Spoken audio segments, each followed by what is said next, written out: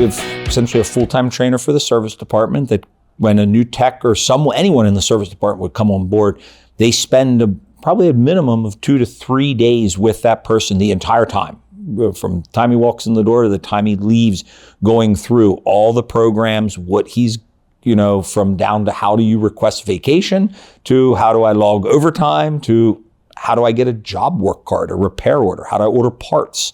And they will go through and work with that tech the whole way through, and then spend time with that tech as he's graduating up through the classifications in the technician standpoint. It is so hard to know, and the more product lines, you ask what the positive part, the negative part is if you get hired in as a new employee and you're supposed to know, a guy calls in and say, hey, I want a part for my Del Marino mower. And it's like, oh, I don't know what Del Marino is.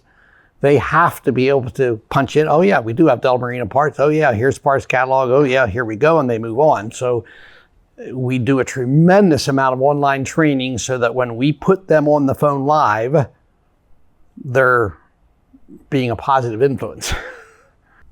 I'd say the biggest thing that we keep returning to when we sit down and we have a conversation about product lines, where the company is going, what initiatives are we working on, we always have the customer in the forefront of that before any other priority that we've got.